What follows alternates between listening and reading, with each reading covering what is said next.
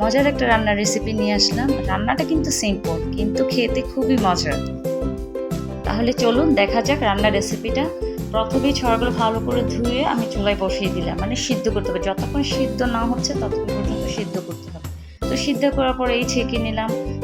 ছোলানো হয়ে যাওয়ার পর আমি ব্লেন্ড করে ফেললাম। ব্লেন্ড হয়ে যাওয়ার পর চুলায় আমি পাতিলা বসাই দিলাম। তো পাতিলায় তেল দিয়ে দিলাম। তেল গরম হয়ে আসলে সব একে একে আমি মশলা দিয়ে দিব।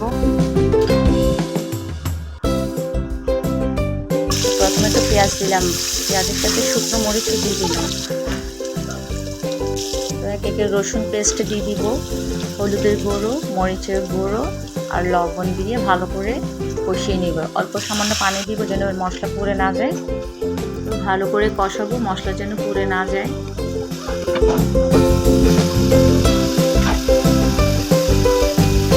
ভালো করে কষানোর পর এই ব্লেন্ডার করে ছড়ার পেস্টে আমি ঢেলে দিব।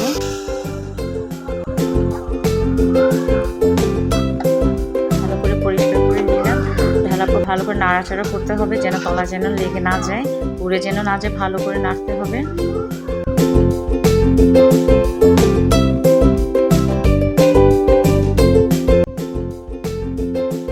ঢাকনা ওঠা আর একটু ভালো করে নাড়াচাড়া করে দিব যেন তলা যেন পুড়ে না যায়, সেটা খেয়াল করতে হবে। তলা যেন পুড়ে না যায়, একটু পর পর নাড়াচাড়া করতে হবে। আর আমি অবশেষে সম্পূর্ণ পানি ঢেলে দিলাম, যতটুকু প্রয়োজন হয় ততটুকু ঢেলে দিলাম।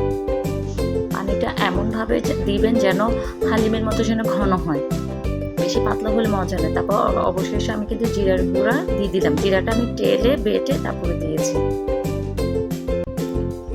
তো আমার রান্না শেষ। তো রান্না শেষ পর্যায়ে আমি ধনেপাতা কুচি দিলাম।